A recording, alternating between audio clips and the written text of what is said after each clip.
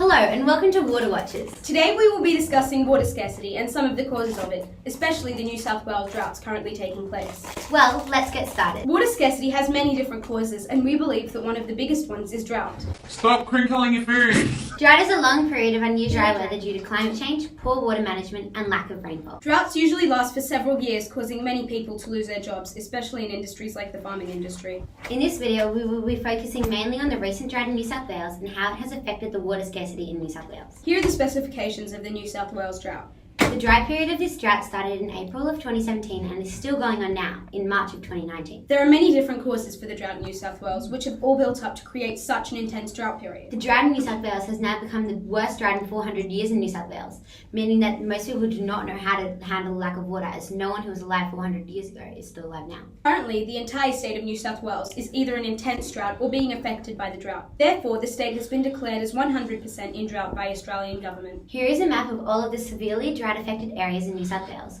with water scarcity levels ranging from a serious deficiency of clean water to the lowest on record level of clean water in New South Wales. Droughts cause water scarcity because there is limited rainfall, meaning that there is limited water. Yes, and there is even less clean water as all of the dry dirt goes into the few rivers that are left. That is why in drought, people are only allowed to use a certain amount of water, because there is not a sufficient amount of clean water, so sometimes they drink the dirty water and they can become very, very sick. This means that water is needed to tend for them at the hospital, and this makes water scarcity a thing. As droughts are a natural occurrence, there is no real way to fully prevent a drought. But there are many ways that people can lessen the impacts and help to prevent future droughts from getting as bad as the current New South Wales one. Some ways that we can prevent the effect of droughts from being too bad are using better water management techniques, using drought predictors so that people can be more prepared for droughts, and also another way is to refrain from growing crops like cotton that need lots of water to grow, places that are prone to severe drought, as they will take up a lot of water in times of drought, and replace them with crops like corn that don't need to have much water to grow. How do you make t-shirts out of corn? Another strategy to lessen the impacts of drought that You can do is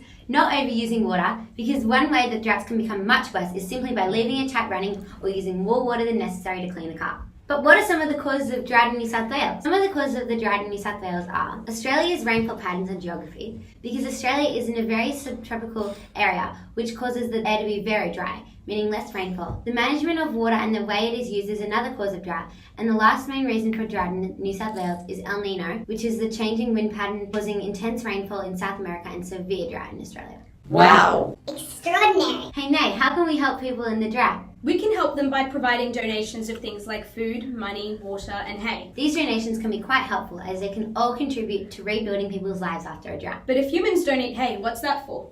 The hay is for the animals, because remember, it's not just the humans who are suffering. And also because the farmers don't have enough money anymore to buy hay, because they made very little money this season due to most of their animals and crops dying. how does the drought and water scarcity affect the people? Drought and water scarcity economically affects people living in New South Wales, as they will have to pay more money for food.